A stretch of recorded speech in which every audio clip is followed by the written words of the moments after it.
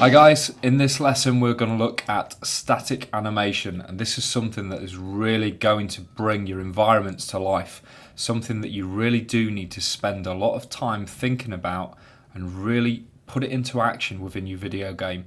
It's nice having nice levels, nice walls, things all over the place, but without things moving it really doesn't bring it to life. So first of all, I've just got a normal environment with a character that can move about freely. What we want to create is some sort of elevator that sort of moves upwards.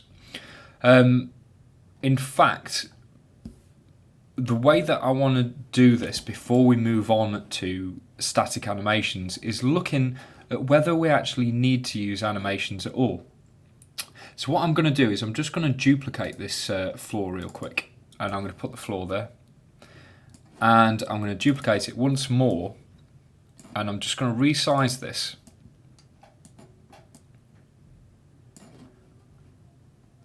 And what I'm going to do is I'm going to turn this into sort of like a rotating platform for me to cross. So we'll call this our platform. Okay, we've got a platform. Now, if we just want the thing to spin on the spot, then we don't need necessarily to animate it, because we can just use a motion actuator, and we know it spins in the z-axis. We can use a small number like 0.5, and we'll say that it always spins on the spot. So now we've got sort of like a nice little step to try and get between. Another thing we could do is, instead of using an always sensor, we could change that to a collision sensor. And all that's going to do now is it's not going to spin unless something collides with it.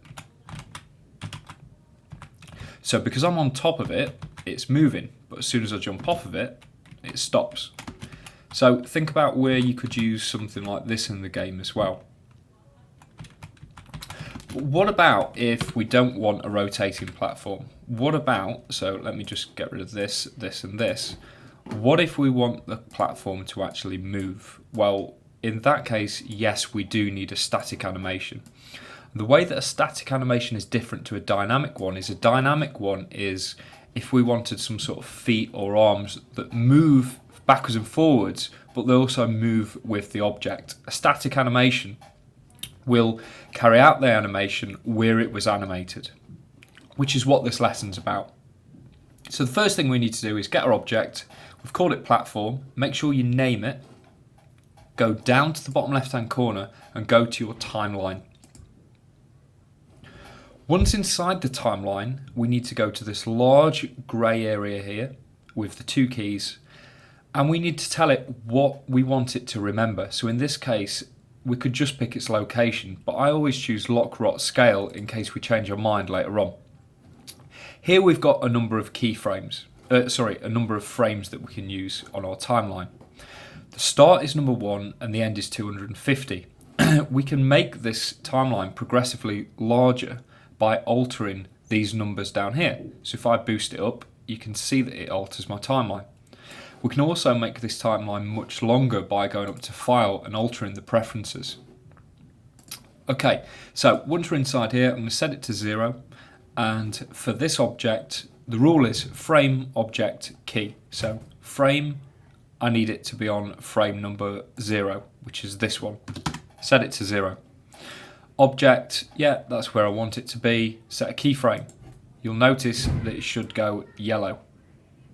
The start, you'll see, is on 1, which would miss out that frame, so I need to set my start to 0 so that it goes back. Now, what I could do is move it along, but I want it to end up in the same place. So what I'm going to do is I'm going to go to the end, which is going to be frame 100. It can be any frame you want. Leave it where it is and set a keyframe. So now this object will start here at 0 and it will end here at 100. If we go back to 50, now we can move the object all the way across and set a keyframe. And what we should observe is the platform moving. Now we only want the platform to move backwards and forwards, and so we don't need to keep animating it over and over again, because we can actually use some of the settings in the actuator to do that for us. We need to make sure before we go back to our logic editor that we are on frame 0. Really important. So now we're on frame 0, go back to the logic editor.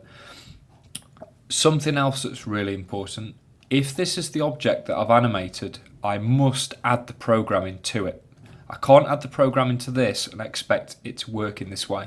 So I click on the floor and I want, in this case, it to always move across. So always, whenever we're using an animation, whether it's dynamic or static, using the timeline or the dope sheet editor, we use an action actuator. We should label these, so platform 1, moving forwards. If we leave it as play, it will go backwards and forwards once. If we set it to loop stop, if this had a different condition at the start, it would move and pause in the position that we left it. But if we put it to loop end, it will just keep looping over and over and again like a song on iTunes would. What animation do we want? Well, we called it platform, so it's called platform action. Our start frame was 0 and our end frame was 100. And we join those together. And it's as simple as that really, guys. So if we press play now, it will always do that.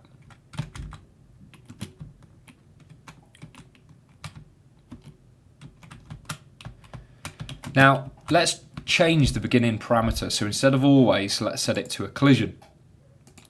Now, what we've said is it will loop the end. So if it has a collision, it will carry on moving until you get off of it. But if we set it to loop stop, it will stop the animation when this condition stops happening. So if we stand on it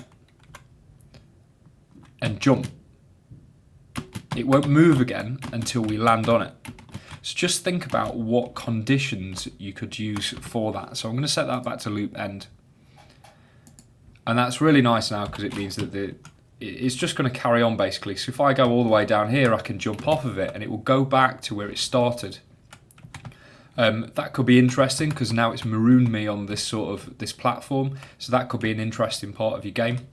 Use it to your advantage. I rate this about 387 in terms of awesomeness. In terms of what you can do with it, you could have elevators, you could have doors, you could have big axes coming down and falling on you, you could have trees blowing and blustering, you could animate cars, you could animate aircraft in the background, ships sinking, anything you want to. Really try and bring it alive because we keep seeing video games over and over again from students that are very static. Have things moving in the background, moving around and just being as interesting as possible. See you next time.